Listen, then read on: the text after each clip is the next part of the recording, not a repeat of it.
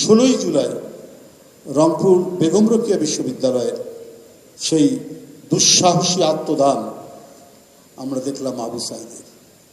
এটিকে কেন্দ্র করে যে আন্দোলন আরও তুঙ্গে উঠে গেল, সেই আন্দোলনের মধ্যে আমাদের দল থেকে আমাকে বলা হতো যে প্রত্যেকটা এই কর্মসূচির মধ্যে সংহতি জানানো এবং আমাদের নেতাকর্মীরা যে যেখান থেকে আছে তারা পার্টিসিপেট করা, যাতে আবার ওদেরকে আবার কেউ মানে সরকার চেষ্টা করবে ছাত্রদের আন্দোলনের মধ্যে একটা পলিটিক্যাল কালার দেওয়া, যে পেছন থেকে বিএনপি আছে, সেটাও যেন বুঝতে না পারে।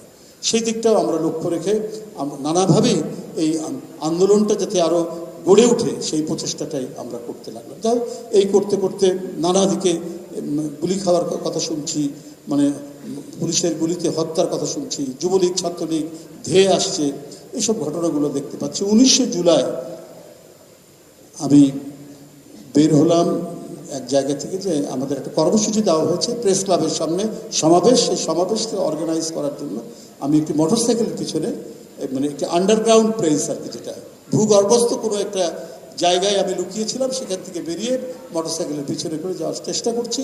দেখি মানিক পিয়া এভিনিউতে মানে আপনার রামদা, ধারালো অস্ত্র, পিস্তল নিয়ে একটা মিছিল হচ্ছে সরকারি দলের। এরপরে কিছুদিন এগিয়ে যেতে দেখি যে রাস্তার মধ্যে কেউ কিছু করার চেষ্টা করছে। খুব ভয় পেলাম যে ঘটনা কি হতে পারে। তারপর কাছে দেখি যে গণতন্ত্র মুক্তি পাক একটা মানে একটা ফেস্টুন কেউ ধরে আছে, তো বুঝলাম যে না, এরা এই আন্দোলনের পক্ষে। গিয়ে দেখলাম কিছু সাংস্কৃতিক কর্মী একটা পথনাটক করার চেষ্টা করছে। সেই পথনাটকের ওইখানে গেলাম, ওখানে কয়েকটা কথা বলে তারপরে আবার মোটরসাইকেল চেপে প্রেস ক্লাবে গেলাম। যাওয়ার সাথে সাথে চারিদিকে ভয়ঙ্কর সাউন্ড গ্রেনেড, তারপরে শর্ট গানের গুলি ইত্যাদি খবর পেলাম, ওইখানে শব্দ শুনতে পেলাম আমি যখন ভিতরে ঢুকছি।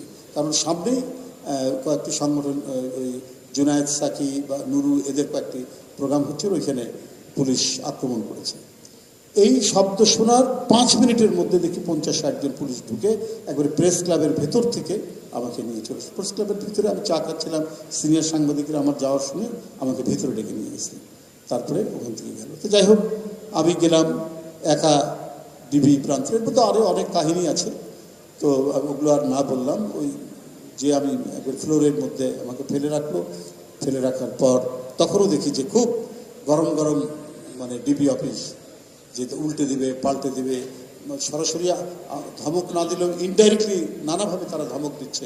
এবং সবচেয়ে মজার ব্যাপার, দুইটার আমি একটা পার্থক্য পেয়েছি। এরশাদের আমলে 7 বার জেলে গেছে, তখন নিচের দিকের অফিসার অর্থাৎ ইন্সপেক্টর, সাব ইন্সপেক্টর এরা দুর্ব্যবহার করত, কিন্তু উপরের দিকে এডিশনাল এসপিদের সামনে গেলে পরে এরা কিন্তু সবাই খুব মানে ভদ্রচিত আচরণ করত। কিন্তু হাসিনা বলে দেখলাম এটা টোটালি চেঞ্জ।